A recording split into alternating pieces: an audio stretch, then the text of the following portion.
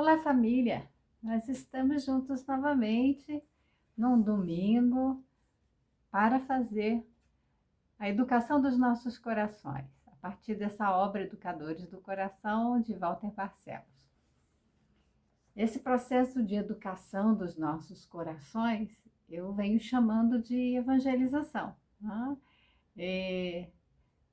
Uma referência que a gente faz, né, no trabalho das casas espíritas, da escola de evangelização infanto-juvenil, mas dessa vez com um olhar para os pais. O que a gente pode oferecer para os pais e, se a gente pensar, é para todos os adultos, porque nós estamos falando de relacionamento, estamos falando de autoconhecimento, nós estamos falando do modo como a gente quer viver, se educando, se evangelizando, se transformando espiritualmente, para que a gente tenha uma vida de qualidade aqui na Terra e, quando a gente regressar ao plano espiritual, esteja com a bagagem cheia, né, de muitos valores, de muito trabalho, de muitas aquisições que são do espírito. Tá? Hoje o capítulo 8 fala sobre atitudes inconvenientes e atitudes inconvenientes dos pais. Por isso a gente deve pensar na evangelização do espírito, não importa a idade que ele esteja no corpo físico ali, né? O corpo físico representando ali um momento do desenvolvimento, mas a gente tem que focar no espírito que está habitando aquele corpo. O corpo é um instrumento sagrado que a gente precisa cuidar, mas, acima de tudo, nós precisamos dar atenção especial e constante no ser espiritual que somos. Isso significa que nós temos que cuidar dos nossos pensamentos, dos nossos sentimentos e do que fazemos com isso. As atitudes inconvenientes dos pais, ele faz uma referência a Kardec. Está na obra, deixa eu ver aqui a referência, no Evangelho segundo o Espiritismo, capítulo 5, item 4, causas atuais das aflições. Quantos pais infelizes com os filhos por não terem combatido as suas más tendências desde o princípio? Por fraqueza ou indiferença, deixaram que se desenvolvessem neles os germes do orgulho e do egoísmo e da tola vaidade que ressecam o coração. Mais tarde, colhendo o que semearam, admiram-se e afligem-se com a sua falta de respeito e a sua ingratidão. Então, ele coloca aqui que há a falta de respeito dos filhos para com os pais e a ingratidão. De onde vem isso? Nós podemos dizer, são espíritos que têm dívidas no passado. Tudo bem, a gente sabe que há os encontros no lar, né? Os espíritos vêm e se reúnem nesse grupo familiar para reajustes. Uns são afins, mas outros são inimigos do passado, são espíritos com, vamos dizer assim, né, dívidas, mágoas, ressentimentos, que vêm para o reajuste com a misericórdia divina, com o esquecimento do passado, para uma nova oportunidade, escrever uma nova história. A gente pode dizer que cada dia é uma página em branco, para que a gente escreva a nossa história. É claro que isso é uma forma interessante de se dizer, porque nós não somos uma página em branco, nós nascemos com uma bagagem e nós vamos construindo o nosso futuro. Então, a nossa página não está tão branca assim. A gente faz algumas escolhas, mas outras tantas já estão ali traçadas. Mas o que isso quer dizer? Que nós estamos aqui para um recomeço, com encontros, né, com espíritos do passado, mas para um recomeço, para a construção de uma história diferente do que foi feito antes. Acontece muitas vezes que os pais recebem esses espíritos, espíritos com os quais tiveram ali alguns entreveros no passado. E com isso, podem não cuidar desse filho com o afeto, né, com a atenção necessária. Tem muitos pais que têm que trabalhar. Ontem mesmo eu estava ouvindo um debate com o médico Gabor Maté. Ele fez um documentário chamado Wisdom of Trauma, a sabedoria do trauma. É todo em inglês, assim, estava ao vivo, uma discussão em inglês, mas esse documentário tem a legenda em várias línguas e está disponível nessa semana até o dia 10 de outubro. Para assistir é preciso fazer uma inscrição e fazer o donativo, né? Parece que nessa semana de 4 a 10 de outubro está disponível para ver a segunda parte desse documentário. Então, é muito interessante, eu vou reservar até o final de semana para poder assistir e eu vou colocar o link nas descrições do vídeo, apesar de que o vídeo vai ser liberado no domingo, dia 10, que é exatamente o último dia. Mas, de qualquer forma, a ideia do trauma que ele traz e no debate, eles colocaram uma questão importante.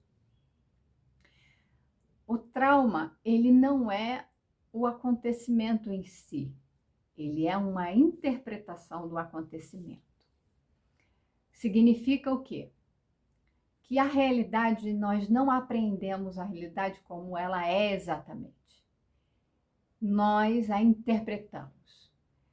Quando olhamos uma cena, nós captamos pelos nossos sentidos, então percebemos pela visão, pela audição, geralmente são os elementos, né, os canais de recepção que nós temos mais ativos, né? Nós vemos e ouvimos, mas também podemos sentir um cheiro, podemos também ter o contato com um determinado evento, por exemplo, um acidente de carro em que eu me machuco, então eu saio com dor, eu tenho todas essas percepções e aquilo vai ser interpretado a partir de filtros. Que filtros são esses? Os valores que eu tenho, as minhas crenças que eu formei logo na infância, os pensamentos, os sentimentos. Naquele momento do acidente, eu posso pensar o quê? Vou morrer. Estou passando por uma situação grave, estou aqui com o corpo todo ferido e eu tenho medo de morrer. Então, eu tenho uma crença do medo de morrer, eu tenho pensamento de que eu vou morrer. Isso desencadeia uma série de emoções, de ansiedade, porque eu tô com medo. Tá? Então, o medo, que é uma emoção, vai desencadear esse circuito no organismo que dispara quando a gente se sente ameaçado. É um circuito adrenérgico, então a adrenalina, o cortisol, vai fazer com que o nosso corpo manifeste um estresse que mais tarde, se eu cultivar isso, eu posso desenvolver um transtorno que se chama transtorno de estresse pós-traumático. O trauma não é o evento em si, o acidente, mas foi como eu lidei com ele. e desenvolveu o trauma. Geralmente o trauma está ligado a uma separação, a eventos dessa forma, né, que causam em nós um impacto, nos afeta e faz com que a gente elabore esses pensamentos e esses sentimentos, num sentido de causar uma ruptura, né, um desequilíbrio, vamos dizer, que deixam ali traumas, marcas que vão repercutir ao longo de toda a nossa vida. Então, vai se constituir mais um filtro para a gente interpretar o mundo. Então, toda vez que eu entrar num carro, eu vou desencadear no meu organismo, no meu corpo, praticamente de forma automática, então é inconsciente, eu não vou associar de forma imediata, por exemplo, ao acidente. Mas às vezes eu vou. Eu sinto assim porque eu sofri um acidente de carro, então eu tenho medo de andar de carro. Isso pode ocorrer de forma consciente, mas nem sempre é assim. Às vezes a gente passa por uma situação e passa mais tarde a ter reações no corpo físico. Então, o corpo está me contando a história do trauma sem que eu lembre o episódio que acabou mais tarde sendo interpretado e gerando trauma. Então, eu tenho, por exemplo, uma experiência em que, quando pequena, eu fui atacada por um cachorro. Mas aquilo foi um susto, passou, fui tratada, melhorei, cresci, mas toda vez que eu me aproximo de um cachorro, eu me retraio, desencadeio em mim uma reação, mas eu não lembro que eu fui mordida. E eu estou falando até de mim mesma, que tomei uma mordida quando pequena no rosto. Mas eu não tenho medo de cachorro, eu amo cachorro, adoro cachorro. Mas o que pode acontecer? Eu não lembro do episódio em que eu fui mordida e o que aconteceu dali. Mas pode ter sido nesse evento da mordida, eu posso ter sido tão acolhida, eu posso ter sido cuidada de uma forma em que a figura do cachorro não se tornou um problema. Agora, como que os pais às vezes reagem ao acontecimento podem gerar na criança esse trauma. Então veja que atitudes inconvenientes, que é o nosso tema, na verdade são comportamentos. E tem um pressuposto na programação neurolinguística que se chama comportamento gera comportamento. Então, algo que eu faço, eu posso gerar um comportamento em alguém. E esse comportamento, então, por exemplo, eu faço algo com a criança e a criança vai ter um comportamento em resposta ao que eu fiz. O comportamento dela vai me afetar e eu vou ter outro comportamento em resposta ao que a criança fez. E assim vamos. Então, sempre um comportamento, sempre um acontecimento faz com que a gente tenha pensamentos e sentimentos que geram ali ou uma reação automática ou uma ação pensada, deliberada. O que nós desejamos é que a gente faça todo um processo de autoconhecimento para que sejamos capazes de perceber as nossas emoções, né, identificar, nomear, poder pensar sobre essas emoções, para poder tomar uma decisão com uma intenção realmente deliberada, não agir de forma impensada, mas de caso pensado. Então, agir com uma intenção que eu sei, então consciente, em que eu vou fazer algo pensando na resposta, nos efeitos que aquela minha ação vai promover. Então, se eu quero educar crianças para que elas não me desrespeitem e não sejam ingratas, então honrem a pais e as mães, eu tenho que agir. Sou eu, enquanto pai, mãe, cuidador, que devo educar essa criança, que devo agir com ela de uma forma para que ela se comporte de outra forma, mas que haja ali um equilíbrio. Ou seja, criança que respeita é criança que foi respeitada. Criança que sente gratidão é criança que viveu num meio em que as pessoas são gratas. Ela não vai agir com desrespeito e ingratidão se ela recebeu, ela foi atendida nas necessidades fundamentais de todo ser humano.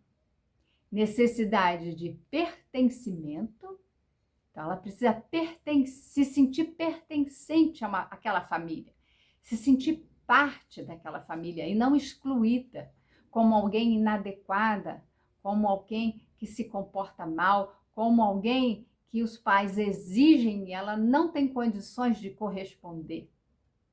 Muitos pais agem com seus filhos de uma forma em que esses filhos vão reagir com rebeldia.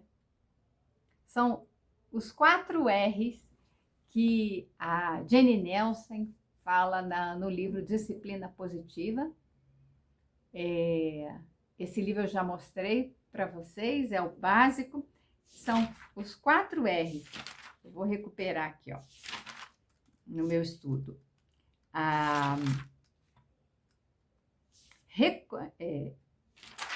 Reconhecer, não, desculpa, são outros. Retaliação, rebeldia, recuo e ressentimento.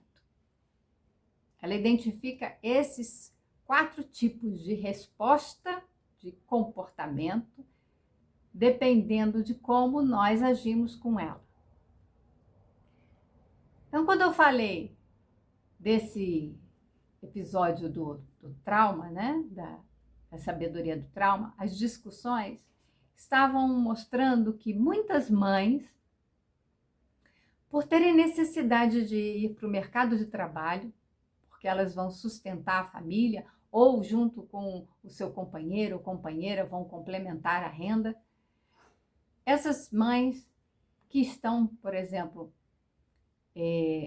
amamentando, algumas preferem nem começar a amamentar, já prevendo a separação para colocar a criança na creche. Porque elas precisam voltar a trabalhar, né? Regressar ao mercado de trabalho ou retomar o trabalho após a licença maternidade. E elas não querem viver a separação, não, principalmente do desmame, não querem enfrentar isso.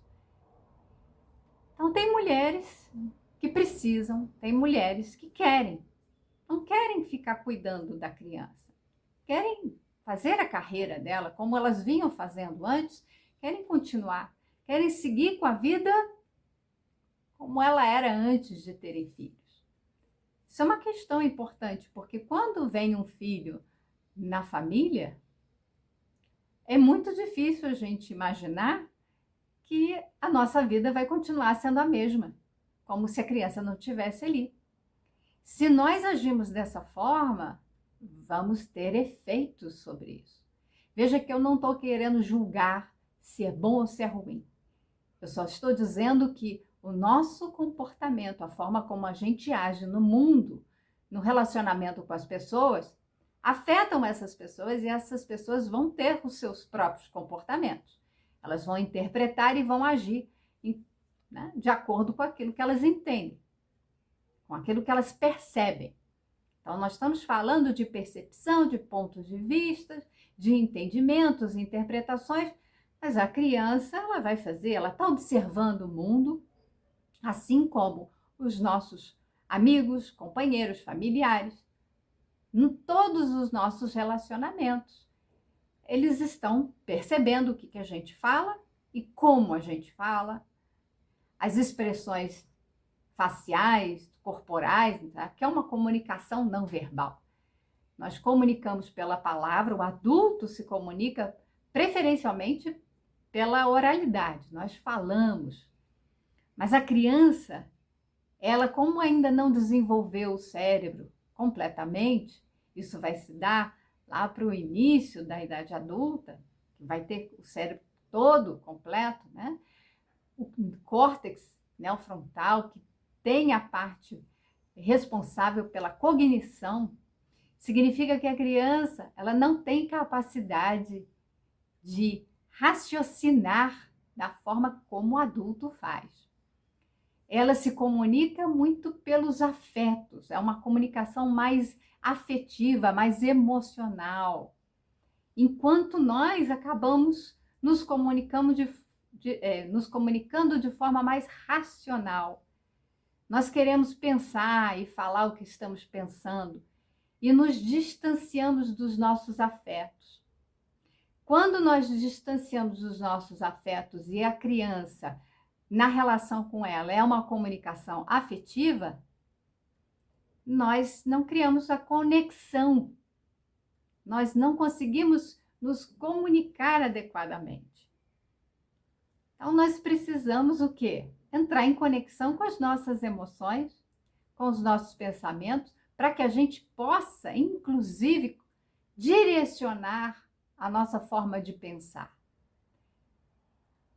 Muito do autoconhecimento é entrar em contato com as nossas emoções e não ficar só analisando cognitivamente, refletindo. É importante a gente refletir para essas coisas, mas é preciso sentir, perceber o que a gente está sentindo quando a gente faz essas reflexões.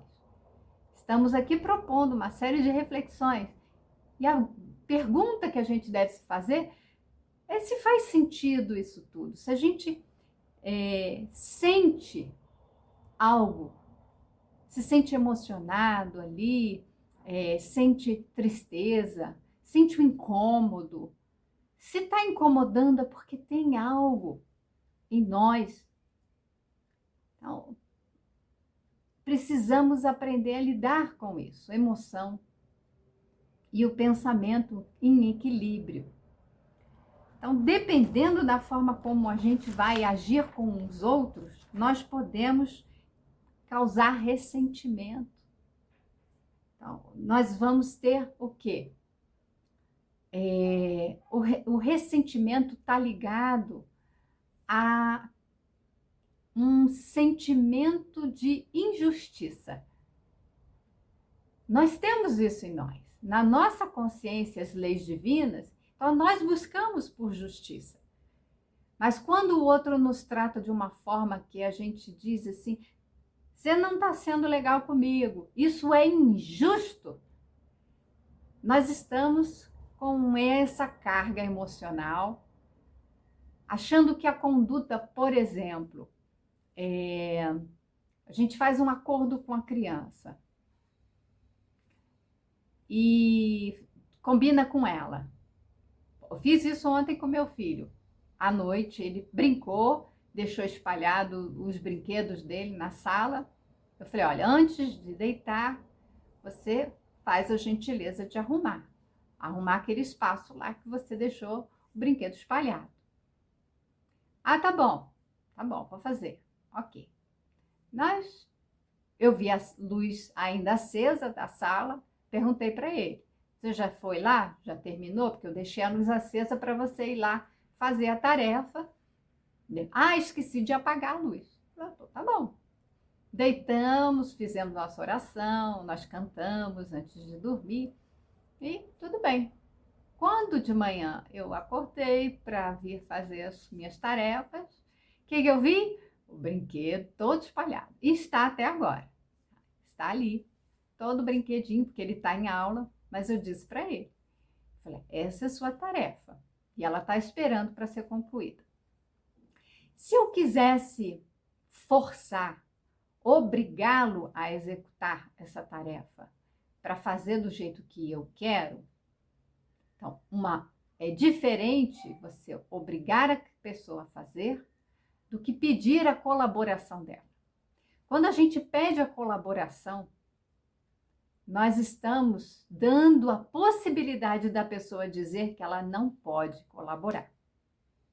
Nós estamos permitindo que ela diga não, não vou fazer. E nós temos que estar bem com isso. Sim, nós temos que estar bem com isso. Porque quem quer educar com respeito não vai impor o castigo, não vai gritar. Porque poderia, naquela hora, gritar: você não pôs os brinquedos no lugar. Eu já fiquei irritada. Meu grito vem pela minha irritação, vem meu descontrole emocional, porque eu não entrei em contato com a minha raiva, eu não analisei, né, o que faz o brinquedo espalhado me incomodar tanto. Por que eu estou obrigando aquela criança a guardar o brinquedo? Eu não analiso nada disso. Eu simplesmente quero que a tarefa seja feita porque eu quero que seja desse jeito. Eu não quero olhar para a minha sala e ver a minha sala bagunçada, porque eu olho isso como bagunça. A criança não vê como bagunça. Então, nós temos perspectivas diferentes. E quando a gente está lidando com criança, a gente não pode esperar que a criança entenda o mundo adulto. Nós precisamos entender o mundo da criança. A criança não tem capacidade cognitiva, como eu já falei, para entender o mundo adulto e corresponder às expectativas do adulto. Ela não tem nem a linguagem do adulto. Nós precisamos, quanto adultos, no relacionamento com as pessoas, principalmente com a criança, nos aproximarmos do mundo dela, ver pela perspectiva dela. Ela não vê o brinquedo ali espalhado como bagunça. Ela vê como um espaço de brincadeira. E se eu quero que ela colabore, ela precisa compreender a minha necessidade de que haja um espaço arrumado. Mas quando eu chamo ela para colaborar, eu estou também atendendo a necessidade dessa criança de pertencer àquela família, de ocupar aquele espaço em comum, que é a sala. Então, eu atendo o respeito, eu atendo as necessidades. E se eu continuo dizendo que a tarefa é dela, ela precisa concluir, ela diz, não, eu não vou fazer, eu posso combinar com ela. Você não pode fazer agora, você está em aula. Mas eu gostaria que você colaborasse para que a gente tivesse o espaço organizado. E com alguns argumentos, mostrando para ela, inclusive a gente pode fazer o quê? Ao nos aproximarmos da criança, do mundo da criança, dizer, você está com alguma dificuldade para poder arrumar? Posso te ajudar a arrumar. Posso afirmar isso ou posso perguntar, eu posso te ajudar? Se a criança dizer, né, ali que eu gosto do brinquedo, deixa o brinquedo aqui para eu brincar mais um pouquinho, depois da aula eu vou querer brincar mais um pouquinho. Então, talvez aí esteja a explicação pela qual ela não foi arrumar. Mas se eu parto pelo autoritarismo e eu quero que as coisas sejam do meu jeito, eu me torno uma pessoa muito rígida e eu não saio do meu lugar para ir ao lugar da criança, na perspectiva da criança. Eu imponho ela essa obrigação e eu desrespeito ela quando eu, por exemplo, ameaço, dizendo que se ela não arrumar, ela vai ficar sem brincar com aquele brinquedo por uma semana. Aí ela vai dizer o quê? Que injusto. Ou então ela vai ficar com sentimento de retaliação, que é a vingança. Ah, vai ver só. Também eu vou espalhar tudo. Ao invés de arrumar, eu vou espalhar o brinquedo todo no chão. Aí a gente chama isso de birra. A gente acha que a criança está tendo um mau comportamento. Só que a gente não olhou para aquilo que nós estávamos fazendo. A ameaça que a gente fez com a criança. Não ouvimos a criança e as necessidades dela, nem sequer foram cogitadas, muito menos atendidas. Então a criança se torna também rebelde, que é outro comportamento, a rebeldia. Né? Então, nessa rebeldia, que está também associada aí com essa retaliação, né? A vingança, então tá, né? Pode me pôr de castigo, pode jogar esse brinquedo no lixo, pode, né? Vem a raiva. Todas essas respostas podem ser, dependendo do temperamento da criança, de muita raiva e entrar em sintonia com a raiva dos pais, com a raiva do cuidador. Então, uma resposta que, na verdade, é uma reação emocional àquela reação emocional também do pai, do cuidador, da mãe, que deu a ordem. Então, veja que há uma sintonia. Fica todo mundo com raiva. E tem a criança que recua. Quando ela recebe uma ameaça, quando ela recebe, então, um castigo, quando ela tem essa imposição, né, que ela é obrigada a fazer alguma coisa, ela pode recuar, pode se encolher, se entristecer. Ela começar a desenvolver crenças do tipo: eu não sou amada, toda vez que eu faço bagunça, toda vez que eu vou brincar, espalhar os brinquedos, isso é considerado bagunça e eu levo bronca, então eu não posso brincar. Eu tenho que brincar do jeito que a minha mãe quer, eu tenho que brincar do jeito que meu pai quer, ou que o cuidador quer que eu faça. A criança começa a se encolher e o mundo dela fica pequeno. Quando ela não começa a dissimular, começa a mentir, começa a esconder, né? Esse recuo, então ela se esconde, ela vai passar a esconder as coisas que ela faz, ela não confia mais.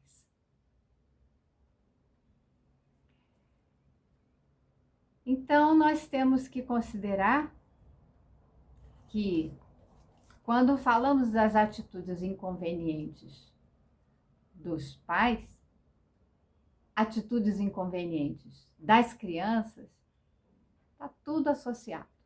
Então, o que a gente pode fazer para começar a agir com as nossas crianças numa educação respeitosa, para que haja, né, respeito tem que ser mútuo.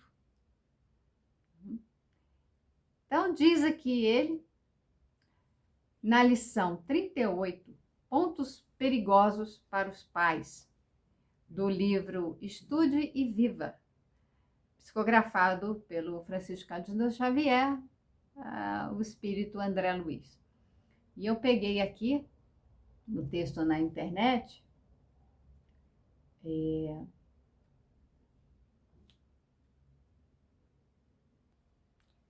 eu falei que é do Chico e do André Luiz, mas é um livro de Chico e Valdo, e é pelos espíritos Emmanuel e André Luiz. Então, no capítulo 38, Espírita em Família Não Espírita, tem a parte dos pontos perigosos para os pais. Desconsiderar a importância do exemplo na escola do lar, ignorar que os filhos chegam à reencarnação através deles sem serem deles, transformar as crianças em bibelôs da família, fugindo de ajudá-las na formação do caráter desde cedo. Ajudar os filhos inconsideradamente, tanto quanto sobrecarregá-los de obrigações incompatíveis com a saúde ou a disposição que apresentem. Distanciar-se da assistência necessária aos pequeninos sob o pretexto de poderem remunerar empregados dignos, mas incapazes de substituí-los nas responsabilidades que receberam. Desconhecer que os filhos são espíritos diferentes, portadores da herança moral que guardam em si mesmos, por remanescentes felizes ou infelizes de existências anteriores. Desejar que os filhos lhes sejam satélites, olvidando que eles caminham na trajetória que lhes é peculiar, com pensamentos e atitudes pessoais. Desinteressar-se dos estudos que lhes dizem respeito. Relegar-lhes as mentes às superstições e fantasias sem prestar-lhes explicações honestas em torno do mundo e da vida. Não lhes pedir trabalho e cooperação na medida das possibilidades. Então, isso são alguns dos itens que nós vamos, analisar dentro até desse capítulo, que a partir dessa passagem de André Luiz, o Walter Marcelo fez algumas considerações. Mas eu já contextualizei bastante para mostrar que nessa relação nós precisamos cuidar do que nós estamos fazendo, porque os nossos filhos vão agir em acordo com aquilo que nós estamos ali demonstrando, por meio do exemplo, naquilo que nós falamos, ensinamos, nós vibramos a partir dos pensamentos e emoções. As nossas crianças, elas captam essas vibrações, ao ponto que nós estamos percebendo um alto grau de ansiedade nas crianças, porque elas percebem a ansiedade dos pais. E os pais, às vezes, nem percebem que estão ansiosos. Então, a gente olha e fala assim, a minha criança está se comportando mal. E, geralmente, é essa a maior queixa nos consultórios dos psicólogos. Então, chegam para nós, psicólogos, o relato, a queixa principal, é o relato do comportamento da criança. Ela está agindo dessa forma. E eu não sei o que fazer. Veja que a gente diz sobre o comportamento, porque o comportamento é o que manifesta. A gente pode lembrar a historinha do iceberg, O iceberg é aquele bloco imenso de gelo em que só está na superfície uma pontinha. O que está por baixo ali, submerso, é um bloco enorme de gelo. Então, o que está na ponta é o nosso comportamento manifesto. O que está por baixo é tudo o que causa esse comportamento. Está muitas vezes nesse nível submerso, profundo, inconsciente. Nós precisamos ter acesso a esses dados. Então, quando chega com uma queixa de que o comportamento da criança está daquela forma, nós temos que investigar também como que está essa relação com os pais. Toda psicoterapia individual da criança requer uma orientação dos pais, requer uma conversa honesta com esses pais, para que os próprios pais também possam se transformar, compreender o papel deles, se educarem, então, por meio da orientação, o que a gente chama de educação parental, que é um dos trabalhos que eu realizo, para que a gente possa fazer esse trabalho ser efetivo. O comportamento da criança vai corresponder ao comportamento dos pais. Pais ansiosos, os filhos captam isso e manifestam. Muitas vezes, eles estão manifestando aquilo que os pais não estão conseguindo pôr para fora. Não estão conseguindo perceber em si. Mas as crianças captam isso e manifesta. Então, muitas vezes que a gente vai, né, pensar de forma, se for pela comparação com a obsessão, é como se os pais estivessem influenciando os espíritos dos seus filhos, né? E aquele espírito acaba manifestando o que está na mente, né, dos seus pais. Essa conexão ela se dá. Isso é tão profundo que a neurociência ela está comprovando isso tudo que a gente já percebeu,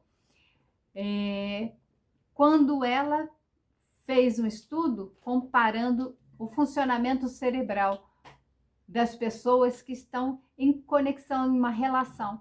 Então, se eu estou convivendo com meus filhos, muitas vezes o padrão vibratório do cérebro, né, aquele funcionamento cerebral, ele vai ter uma semelhança com o funcionamento daquela criança. Então, a criança é como se replicasse, o cérebro ele copiasse. Então, nós vemos isso no estudo do trauma. Uma pessoa que viveu trauma, ela tem um funcionamento cerebral e aquela pessoa que cuida, que se relaciona, ela entra em sintonia, então em uma relação de empatia faz com que a gente capte essas vibrações. O nosso cérebro fica vibrando no mesmo padrão, no mesmo modelo. Isso é muito interessante, mostra que as conexões, elas de fato se dão. E nós temos que interferir nisso para modificar esses padrões. Então, vamos ficar agora nessa entrada para o capítulo 8, para fazer essas reflexões a respeito desses comportamentos dos pais, o que a gente pode fazer para pensar e para transformar, para que haja uma conexão de respeito, de amor entre os pais e os filhos, entre nós e todas as pessoas que nos relacionamos. Desejo a todos uma ótima semana, com muita paz, Jesus no coração de todas. Se curtiu o vídeo, se inscreva no canal e espalhe essa ideia, para que a gente possa, né, trocar mais informações e aquilo que for bom, né, a gente deve jogar a sementinha para fazer florescer. Gratidão a todos e até o nosso próximo encontro.